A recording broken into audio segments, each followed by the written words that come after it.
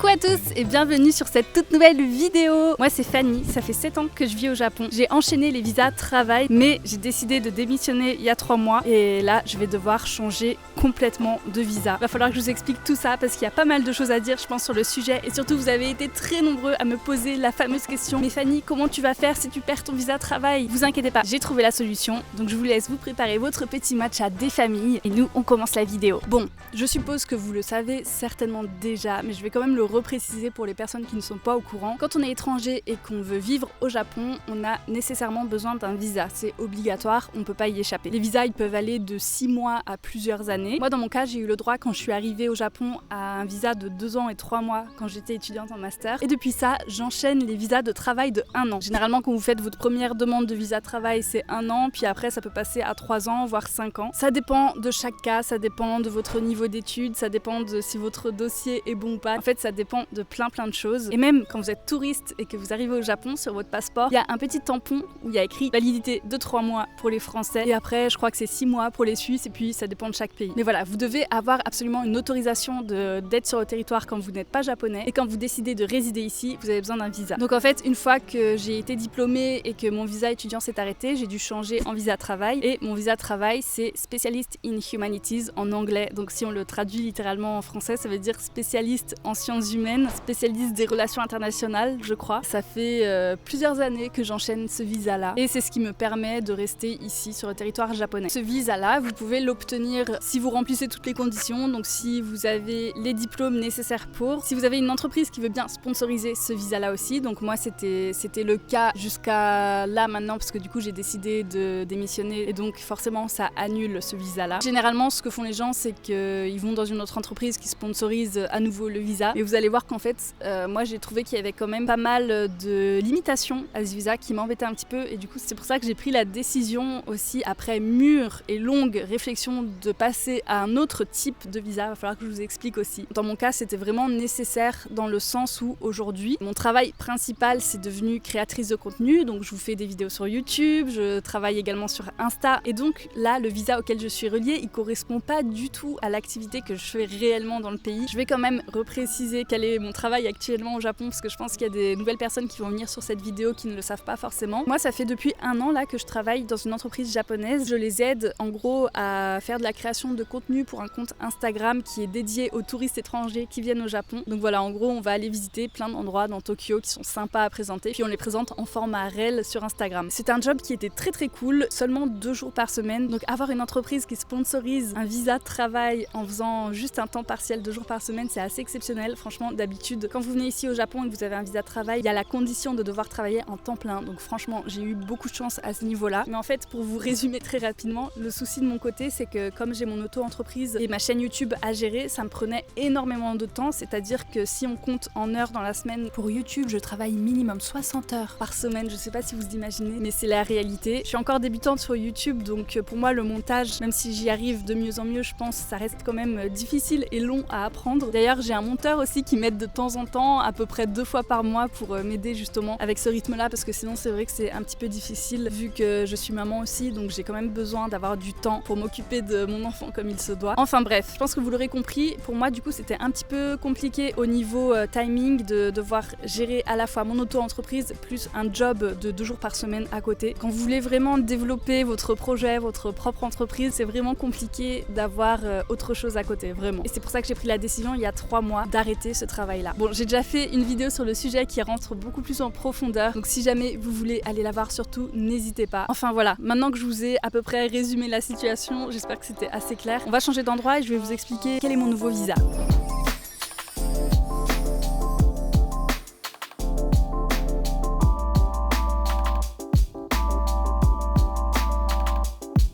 Et du coup, c'est quoi ce fameux nouveau visa? C'est un visa qui permet aux familles de rester ensemble. Souvent, vous nous demandez comment Minnie elle fait pour rester au Japon, comment elle fait pour avoir un visa, etc. Vu qu'elle peut pas travailler, forcément, c'est un bébé, elle a 2 ans. Et bien en fait, depuis qu'elle est née, elle est en visa Kazoku Taizai avec moi. Ça veut dire qu'elle dépend entièrement de mon visa à moi. Et donc, je pense que vous voyez là où je veux en venir. Mon mari, Mitsu, qui certes est français, a lui aussi un visa qui lui permet de rester ici. Bon, c'est pas un visa travail comme ce que j'avais moi, c'est un un visa qui est encore un petit peu différent. Mais bref, je ne vais pas rentrer dans les détails de ça. Comme on est marié, forcément, on forme une famille et avec un seul visa, du coup, on peut rester en famille. En gros, c'est le visa pour les familles. Je dis beaucoup le mot famille, mais je pense que vous aurez compris. Ça va nous permettre, en fait, à Minnie et moi, d'être sur le visa de Mitsu. C'est trop bien parce qu'il y a plein d'avantages à ça et je vais vous expliquer un petit peu plus en détail. Moi, le visa que j'ai, Specialist in Humanities, il est génial dans le sens où il vous permet d'avoir un travail qui est super bien au Japon. Donc, vous avez le statut de manager, par exemple. En tout cas, si vous travaillez pas dans une entreprise qui est abusive, qui vous fait faire un travail un peu pourri, normalement, votre travail est censé être intéressant parce que vous êtes censé être haut placé quand même dans l'entreprise. Donc, par exemple, vous pouvez travailler dans le marketing, dans les relations interculturelles, dans la traduction, enfin dans ce genre de domaine. Généralement, c'est des travails de bureau et vous pouvez faire carrière, mais pour ça, il faut être à fond dans ce travail-là. Il faut travailler en temps plein et du coup, c'était assez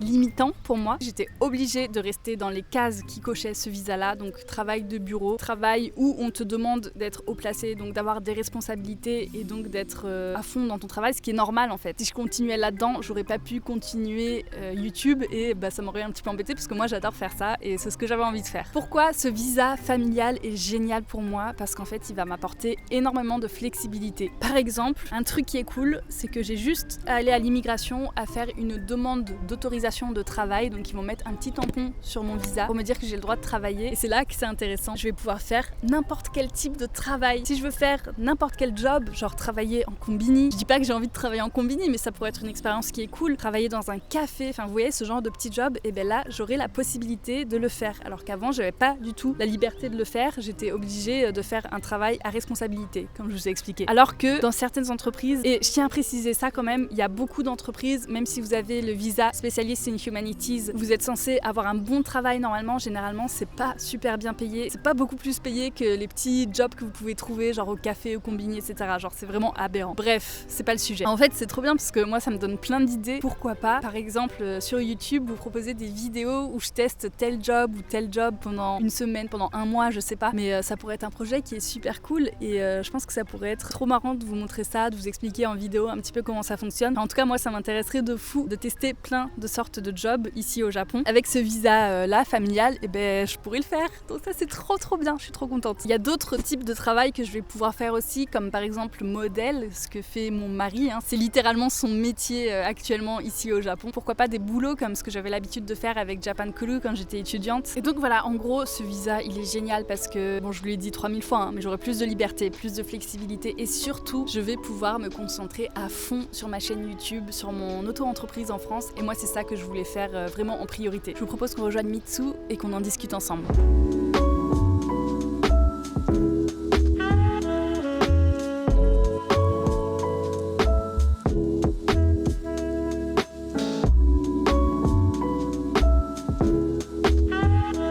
Bienvenue à mon chéri. Bonjour à tous. C'était important qu'il soit dans la vidéo parce qu'il est aussi un petit peu concerné par le sujet. Ah bon? Bah oui, forcément, vu qu'on va partager le même visa. C'est moi qui porte la charge de la famille.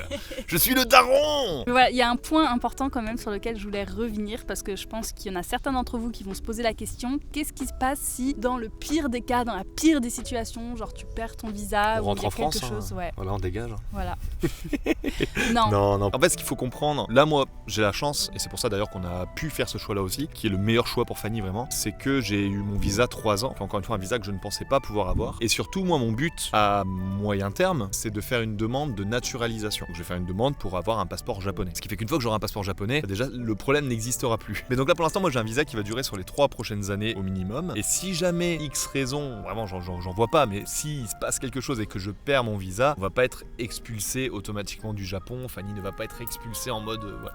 Non, ce qui se passe c'est qu'on a une période, quand un visa n'est pas renouvelé ou quand on perd un visa, on a une période pour se restabiliser en faisant autre chose. Donc toi tu aurais possibilité de commencer un nouveau travail. Oui, alors ce qu'il faut savoir et ce qui est génial avec mon cas, c'est que comme j'ai des diplômes et que je coche toutes les cases du bon étranger. C'est bizarre dit comme ça, mais oui, c'est le cas. De toute façon, ça c'est les questions à la con. Faut leur expliquer aux gens parce qu'ils savent pas faire la différence. Pour moi, c'est super simple en fait de retrouver un travail ici et du coup de me faire sponsoriser un visa travail. C'est très simple. C'est que là, c'est plus un choix, le fait que tu passes sur ce visa-là, le visa familial, qui est totalement ta faveur. Ce qu'il faut comprendre avec les visas, les gens sont pas forcément au courant de ça, et peut-être Fanny l'a un petit peu expliqué avant, c'est qu'il existe 2 types de visas, ce qu'on appelle les visas fermés et les visas ouverts.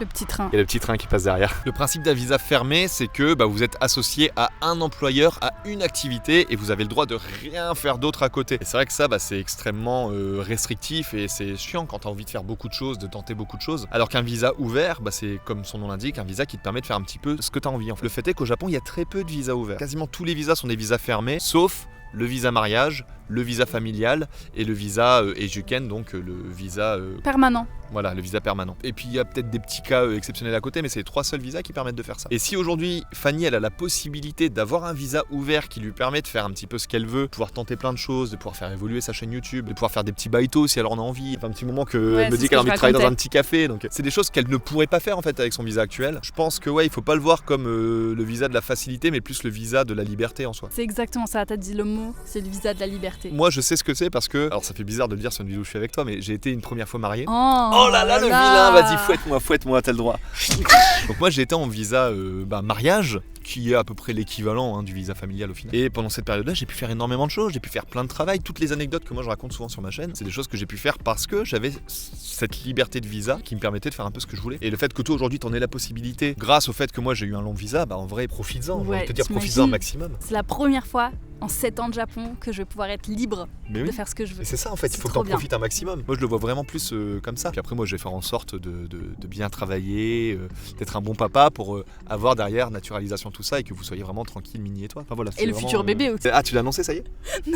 Non, parce que c'est vrai qu'on commence à le voir. Et... Non, c'est pas vrai. Mais voilà à peu près. Est-ce qu'il y aurait autre chose sur lequel je pourrais rebondir? Je sais pas. Non, c'était à peu près tout ce qu'il y avait à dire sur le sujet, je pense. Merci mon chéri pour ton aide. Avec grand plaisir. Voilà, bisous. Allez, je te laisse terminer ta vidéo. Merci à tous. Abonnez-vous. C'est quoi 35 000 abonnés là? Abonnez-vous au bout d'un moment. 35 000, c'est beaucoup déjà. Oui, mais tu mérites au moins 2 millions. Moi, je reste assis ici, je fais la grève de la faim tant qu'elle n'a pas 2 millions d'abonnés. Donc abonnez-vous. N'hésitez pas à vous abonner, à mettre un like, à mettre un boost. Et moi, je vous dis à la semaine prochaine. Ah, la vidéo était finie? Oui. Ah, j'avais pas compris. Bah oui. Bye bye.